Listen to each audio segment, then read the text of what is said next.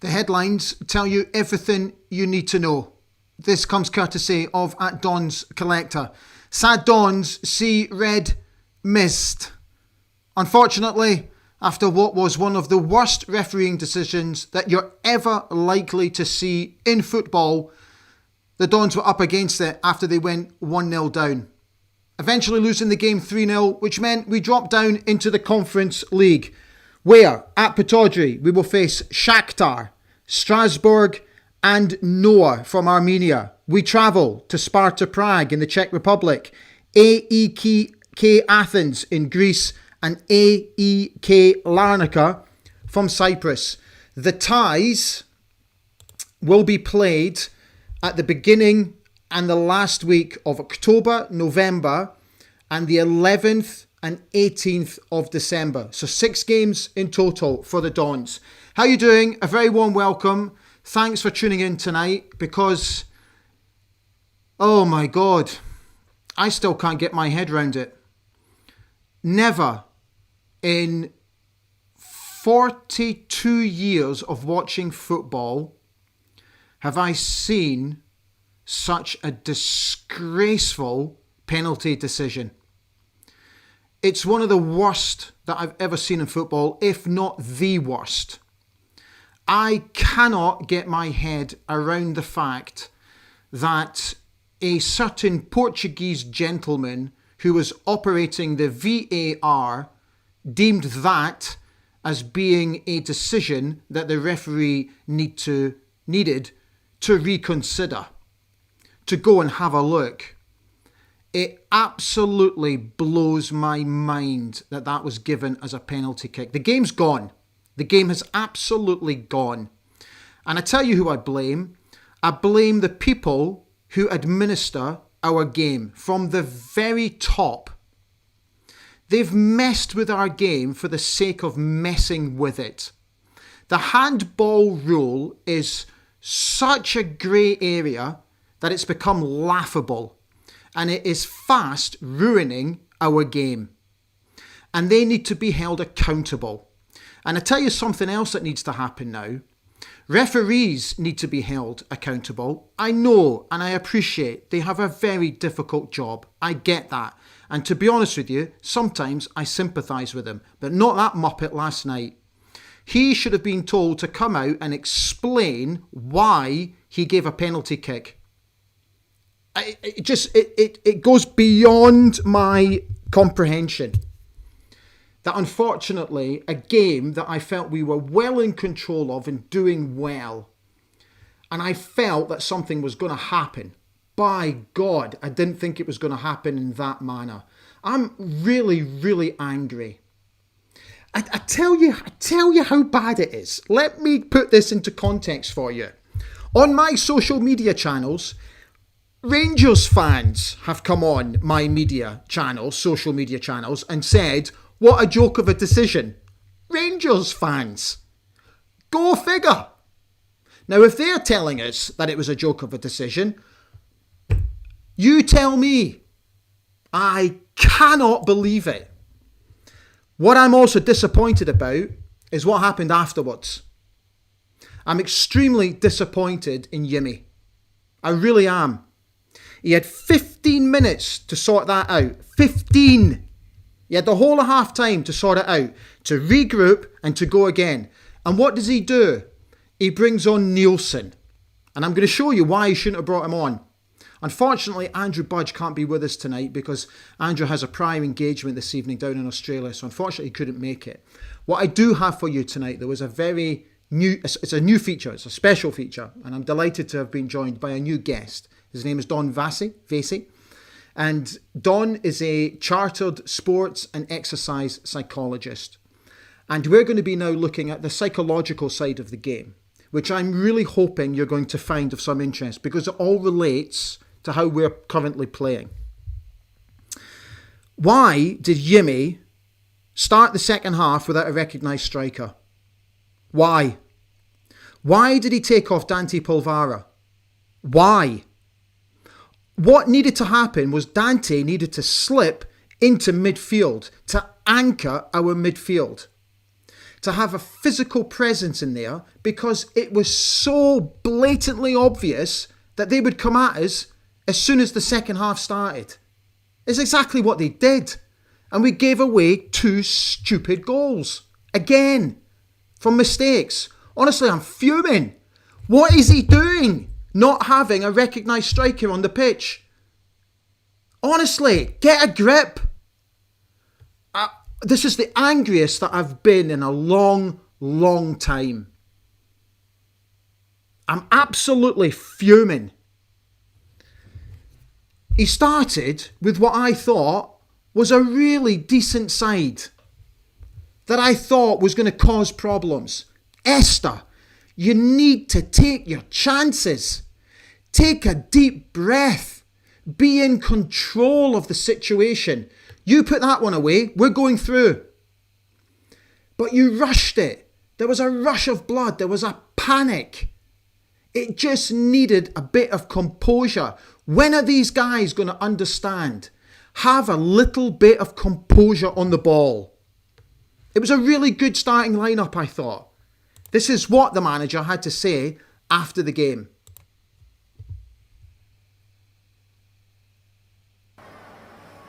I think we start the game well. I think we did our learning points from the home game. We were more balanced and more stable as a team, and don't give away so many situations.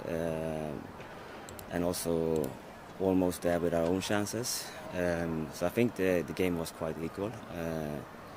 Then of course the penalty and the red card changed the dynamic of the game. And we have to win. So we try in the second half to go for these 2 goals that we needed, but they were over these 2 games. I have to say they were skillful when they win the transitions and punish us really hard. So that's how I can summarize. They score 2 goals in 5 minutes second half, and then it's difficult. So we still have things to grow as a team, how to manage situations and the dynamic of the game when it change, to try to stay in the game for a little bit longer and give us this opportunity. So this is something the staff, the players has to grow, and we have to keep learning from these points to keep this mature calmness like I think we did in the first half before the red card, but don't stress away in the second half, stay in the game longer. The main talking point was obviously the penalty decision. It seemed very harsh. What was your thoughts on it? I haven't seen it again, but what I'm told it was a difficult one to get against us, and so I have to watch later. But what they told me was a tough one.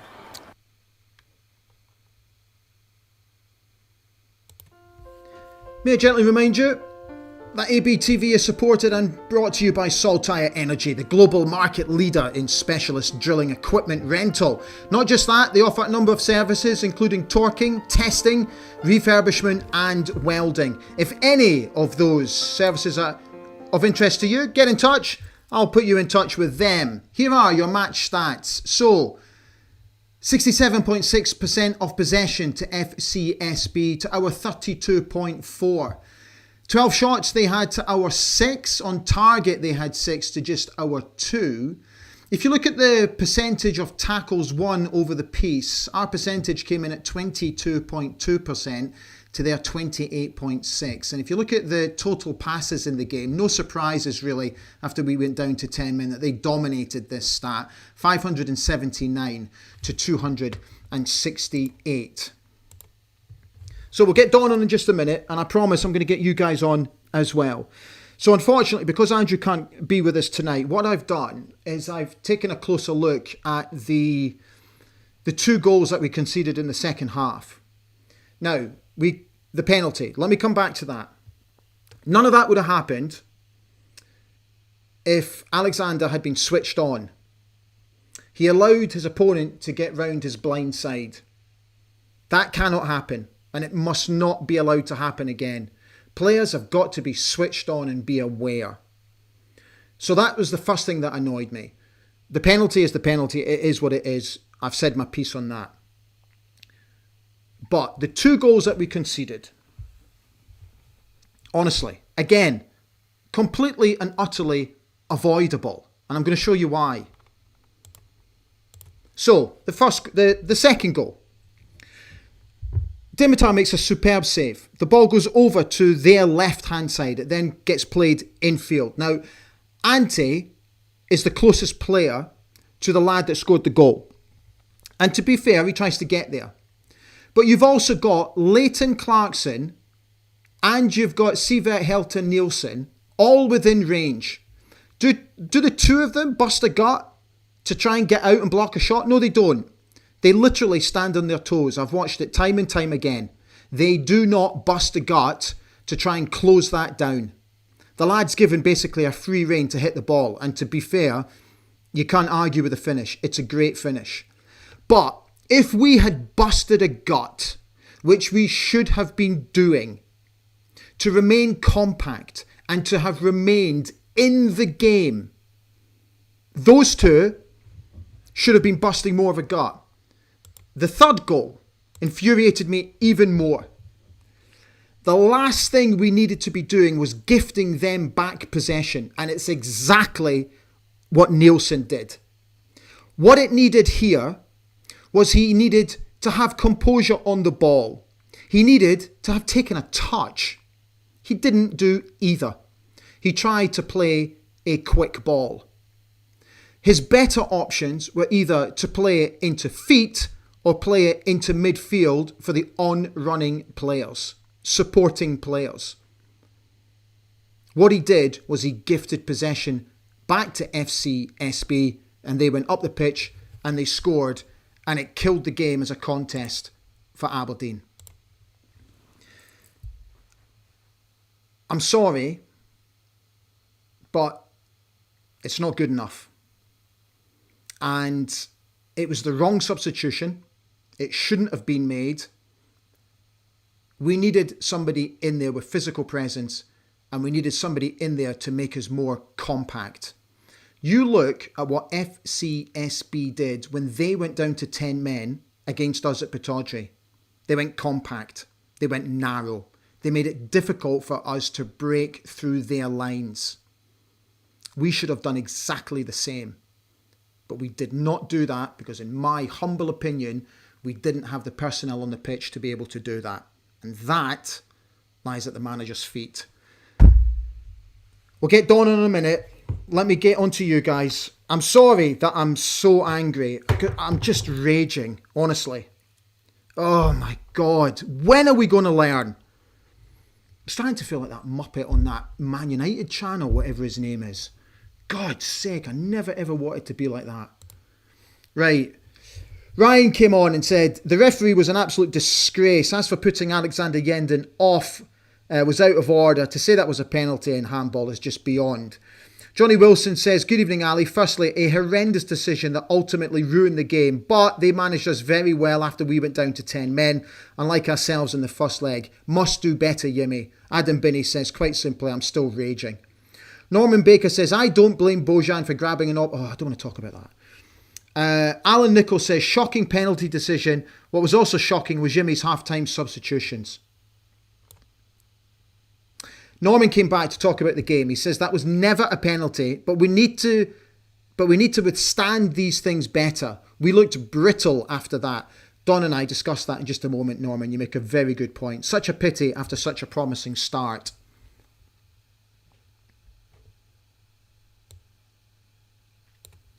Alan Nichols says, I don't like picking on players, but just can't see what Yumi likes about Nielsen. 1-0 down, one man down, and he thinks Nielsen will make things better. It sounds like I'm attacking him. I don't mean to attack him. It's not a pile-on. You know, Andrew and I analysed his performances a couple of weeks ago, and we felt that it was a bit of a pile-on. It's not, and forgive me if it's coming across like that. I'm just trying to give examples of why he shouldn't be on the pitch. It's as simple as that. And why he's got to make better decisions.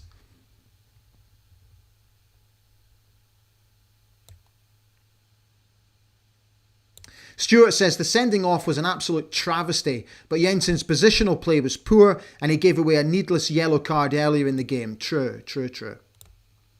John Grant says, in the cold light of day, we are where we are expected to be, but feeling cheated out of being in the Europa League. Too many defensive errors have cost us big style. Failure to take chances have done us. John Grant says, like I said earlier, Sokler scores early, we're winning the game. Adam Binney says, quite simply, we need to bounce back quickly. We do, Adam, you're quite right. VK says, poor judgment by plenty of our players. You think they went out to foul their players, the amount of yellows we were getting?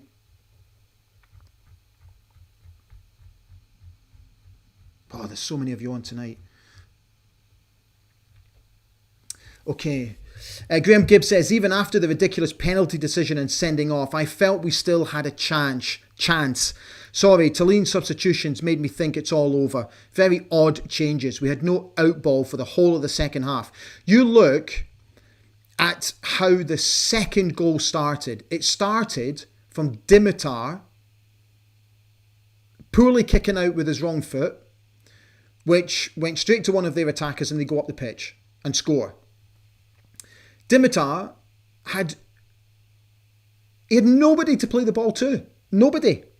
There was nobody up front. They pressed us high, which was always going to happen. He had no outlet. He was forced to kick it.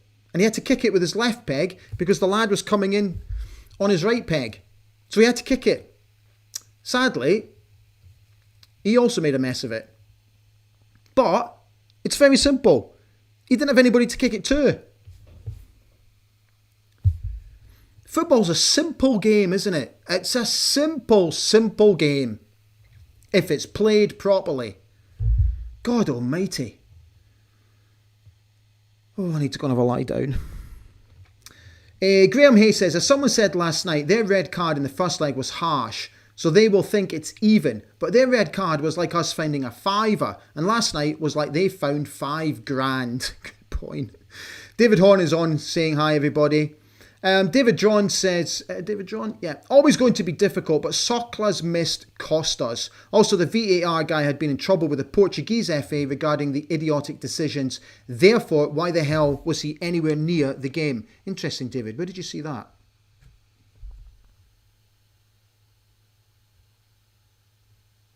Oh, Hugh Burns makes an interesting point. Didn't know that, Hugh. Where did you see that, fella? Fletcher Boyd apparently is off to Aston Villa, he says. Sheep on Fire says, terrible penalty decision. Lost as a game that we were dominating. Never mind. Can we take it out on Falkirk on Sunday? God, we have to. We have to do something on Sunday. Barry Cole says, basically the man in the middle and VAR decided the game outcome.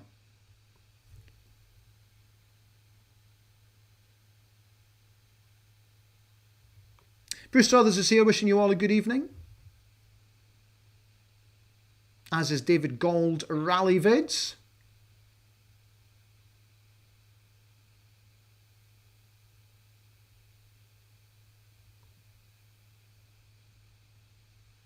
Paul Hurd said, the ref was affy confrontational, right in the face of a couple of our players, Shinnie and Mittoff in particular. Don't forget, Jose Mourinho once called him arrogant. I wonder why. Bruce Struthers says, bad day yesterday, shocker of a penalty, Bojan to Sevco, Shady Mo possibly going to Luton. We're due a break.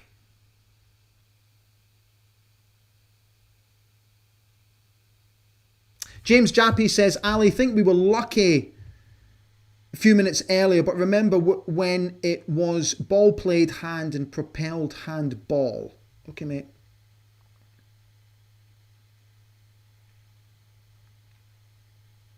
John Bleasdale's here. Hi, John. He said the penalty award is bad enough, but to give that as a second booking is just awful. You're going to see players flick the ball off defenders' arms and get more players booked or sent off going forward.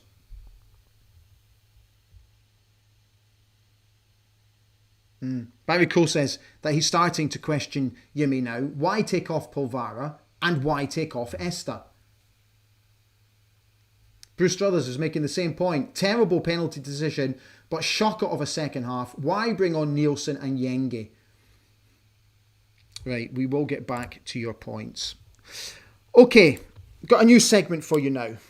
So, one aspect of football that I've always been very interested in It's the psychological side of the game. Not just in football, but in life in general. Most of you know by now that I went through quite a horrific 18 months with an illness. And psychologically, it took its toll. And I had personal issues going on with my family at the same time as well, which also took its toll. So the psychological, I in the end decided not to seek help. My immediate family, my brother, and my very close group of friends were pleading with me to go and get help. And I decided against it because I felt I had the strength to be able to get through it and to cope with it. So I've always found it very interesting. Not that I'm saying I would never take up the idea or look more deeper into it. I'm not saying that at all. But I just felt at the time that I could get through it myself. But I think in sport, in particular football, when there is high pressure situations going on, sports psychology for me is very, very interesting. So I'm absolutely thrilled that a chartered sports and exercise psychologist is going to be with us going forward on ABTV. His name's Don Vasey. Vasey, I think it's Vasey. Sorry, Don. And Don is going to be offering us some very interesting insights into sports psychology, which is all related to us, to Aberdeen. So what we've done is Don and I spoke earlier today. This is the piece you're about to see is roughly 15 minutes long. But what I'm hoping is that you'll find it of some interest. And what I'm also hoping is that Don's actually, during the chat, gave some really good advice about how to switch your mind from a negative to a positive. And it's really interesting. And I really hope you do find it of some interest. So I'll come back to you guys at the end of the chat. So welcome to the show for the first time, Don Vasey. Hi Don, it's great to see you. Thank you so much for jumping on. I'm absolutely delighted that you're here and that you're going to be regularly contributing to the shows here on ABTV. First of all, just so that we can make a quick introduction, just tell us a little bit about yourself. Yeah, so hi Ali, hi everyone. My name's Don Vasey. I am a sports and exercise psychologist in applied practice.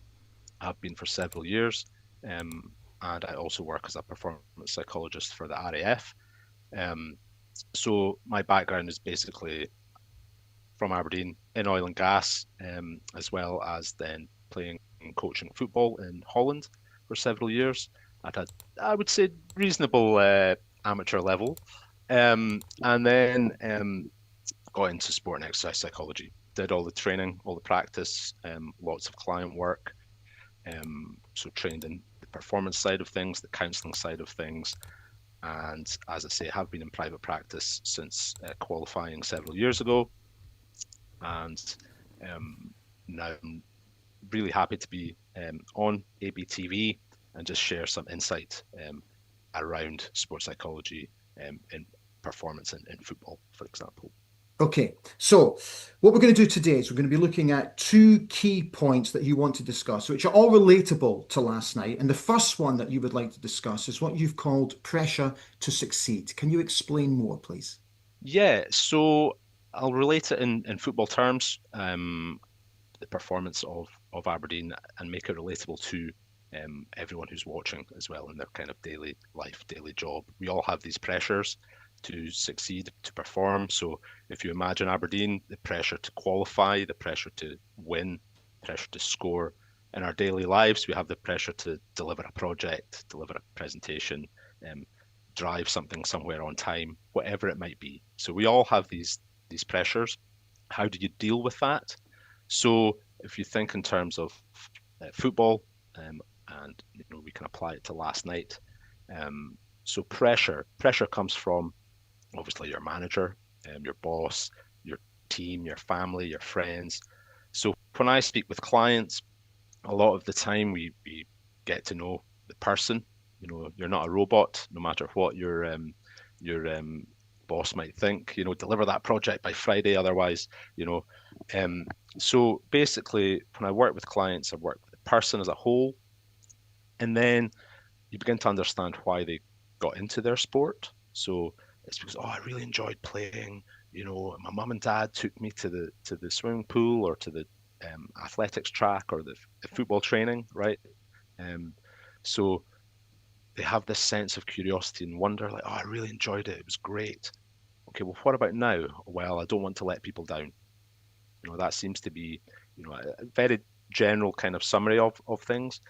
So I don't want to let mum and dad down. They did all this work to take me to training. I don't want to let teammates down. I'm representing them. I don't want to let the fans down. I'm representing, them. So there's a lot of pressure there. So I frame it this way with clients. So I must, right? So the pressure is I must. Um, so if you think about it in terms of I must perform, right? I must score a goal, otherwise we won't qualify. I must get a clean sheet. I must. And if you just practice that, and I can ask, people at home watching, they can practice it just really simply.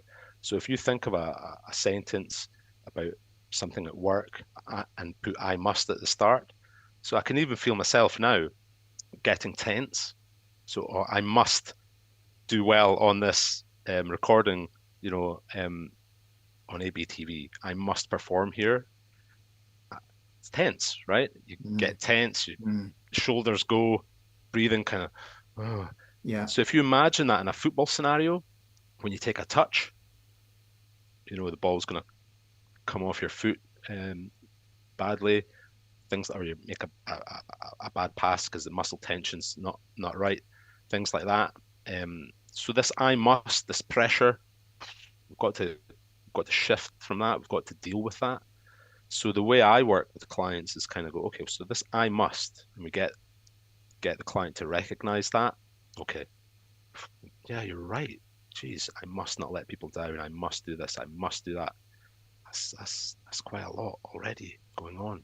A lot of energy, particularly if you think about you're down to 10 men, for example, last night. Yeah. You need to conserve as much energy as possible. So I must not concede another goal. I must, da da da da da.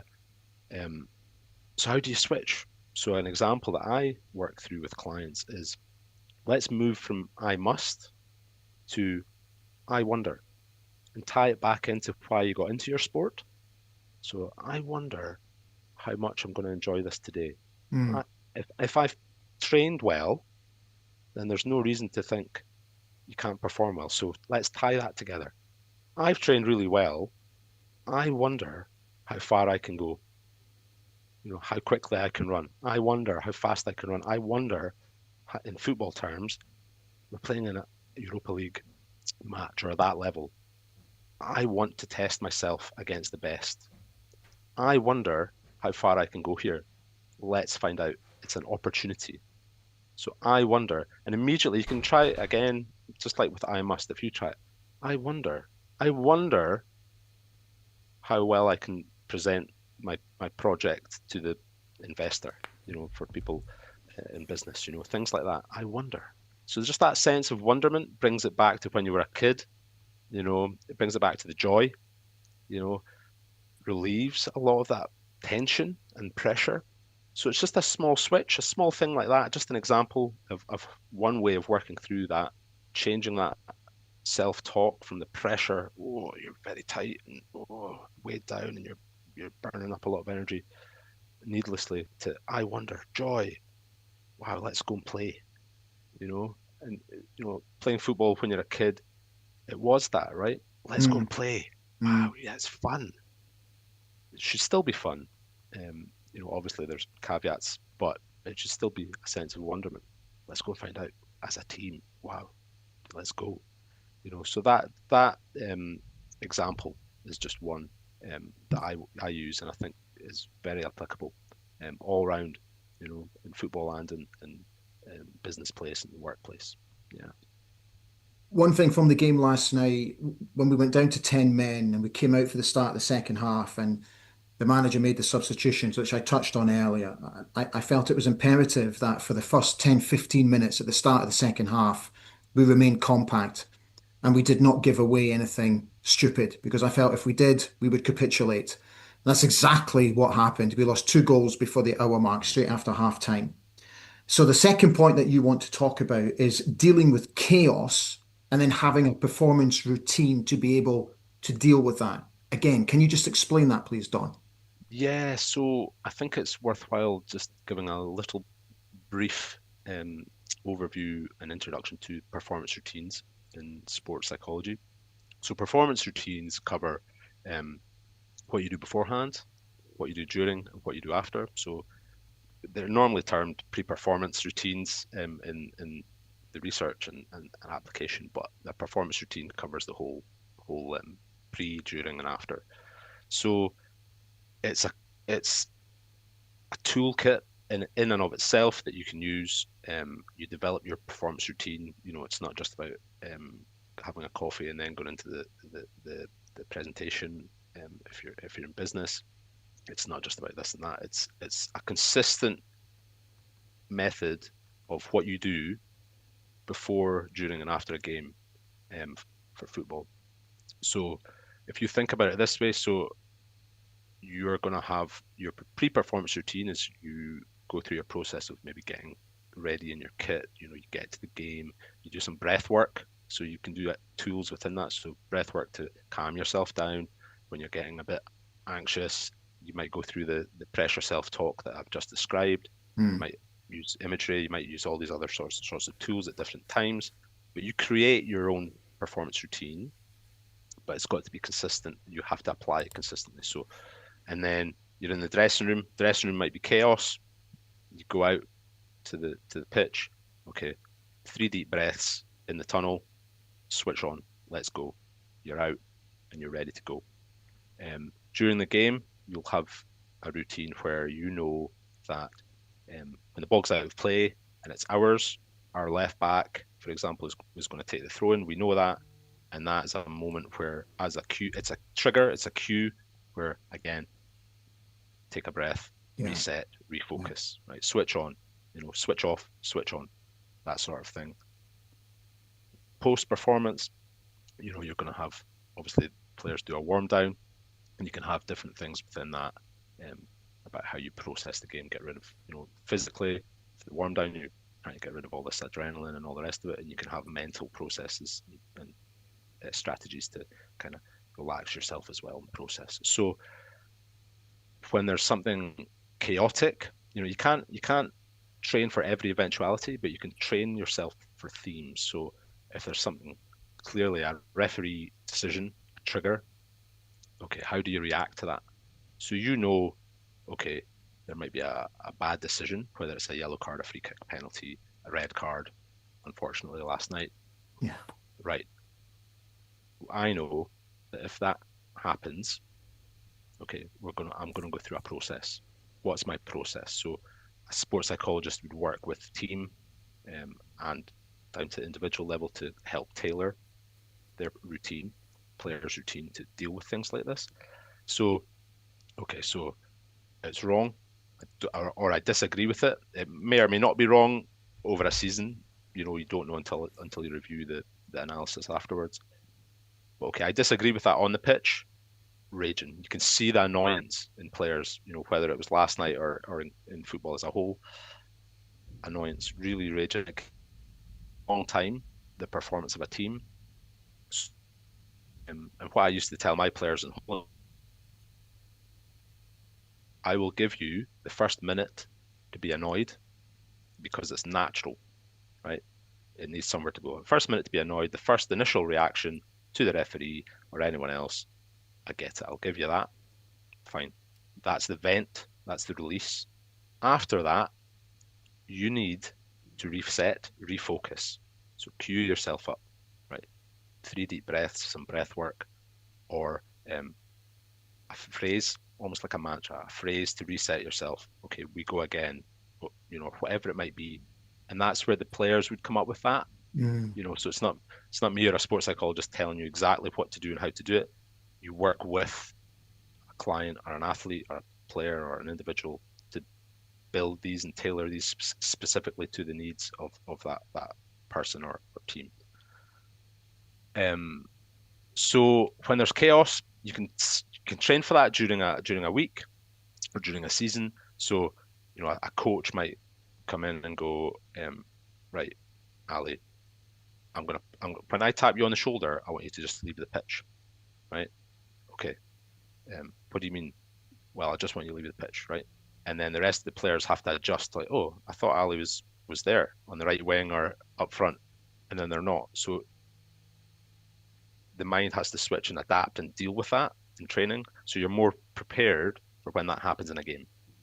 So there's football training skills, techniques, you can adjust that to suit and then filter that into dealing with something chaotic in the game, right? I think some people might know or have seen, when the South African rugby team, the World Cup rugby team, and Rassie Erasmus started walking around the training pitch, pulling a big boom box with the Marseillaise blasting from it while they were training. Yeah. And they didn't know that was going to happen. And he's just smiling as he's walking around. And so it helped the players deal with that one chaotic element, the fans cheering. So it's things like that you can introduce. And then obviously, as I say, routines. You can build those up, practice those, and they help deal with something like, we saw last night, which it does happen in football, but obviously not regularly. So you have to be able to deal with that. Yeah. And deal with a wobble. Yeah. It's all very fascinating, and as you come on more often, it's going to be really interesting to hear your own thoughts on, how the team, because at the moment the team have been critical of not being able to perform over a 90-minute period. So it's going to be really interesting to hear your thoughts on that and others going forward. So Don, thank you so much for coming on. It's great to see you. Have a great weekend, and hopefully we will see you again very soon. Yeah, pleasure. Brilliant. Thank you, mate. Don, thank you so much for your contribution tonight. Don't forget that ABTV is brought to you also by Craig International, who are redefining global procurement across the world. If you want to get in touch with them, they are the market leaders in procurement, and they have experts all over the world willing and waiting to help you. Like before, if you require any sort of procurement services, get in touch with me and I'll put you in direct touch with those at Craig International. Next up for the Dons, Sunday at Pittodrie against the New Boys, Falkirk. Kickoff is at 3 o'clock UK time, and I'm thinking, still not made my mind up yet, about doing a watch-along show, because it's not been broadcast live on British television as far as I can see. You can correct me if I'm wrong. It is, of course, available on Red TV International. So I'll have a wee think and I'll make my mind up about that, whether we do a watch-along show or not. I'll have a wee think in the next 24 hours and I'll let you know tomorrow on the preview show. We will be back tomorrow for the preview show ahead of that game. Right, we haven't got long left on the show because I can hear the thunder and it's going to be a bit mental going home on the bike. So let's see what you're saying.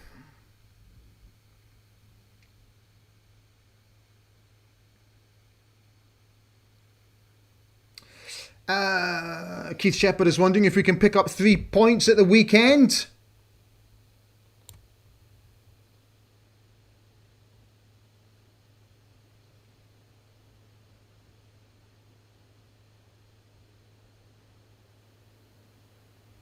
Oh dear.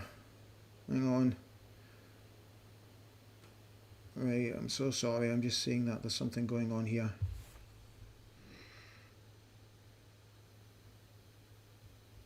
Okay, whatever.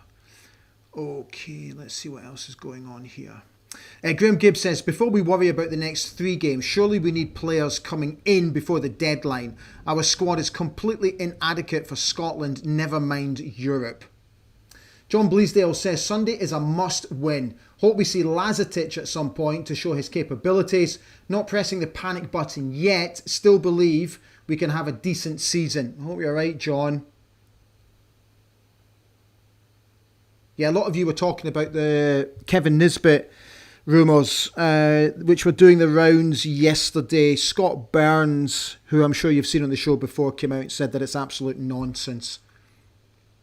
And I have absolutely no reason to doubt Scott. He's normally absolutely on the button when it comes to stuff like that.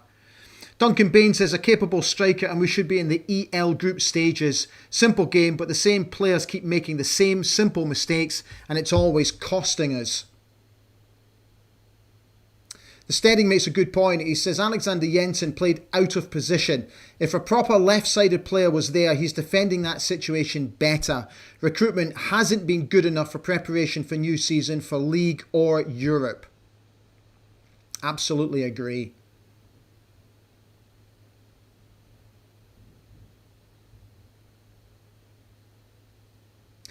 Paul Herd says, I thought Canusta was a bit rusty, slow into the tackle and kept standing off an opponent. He should have been in a better position leading up to the penalty.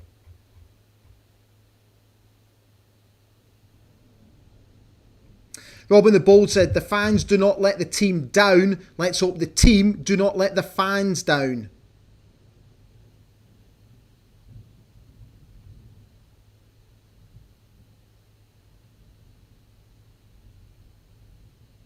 Hugh Burns is telling us that 17,000 tickets have already been sold for Sunday. That's a great effort, Hugh. Thanks for telling us, fella. Ah, the game's on PPV. Right, okay. Meh, still might do it. Why not?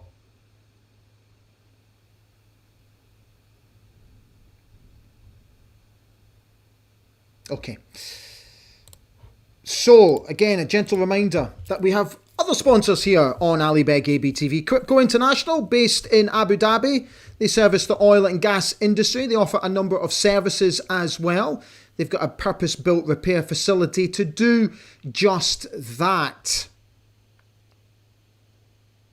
Their operational services include CNC machining, downhole equipment manufacture and refurbishment, and they also manufacture a wide range of fishing equipment. So, if any of those services sound of interest to you, there are their personal details. Feel free to get in touch direct, or like before, drop me a wee note and I will put you in touch directly with their sales team.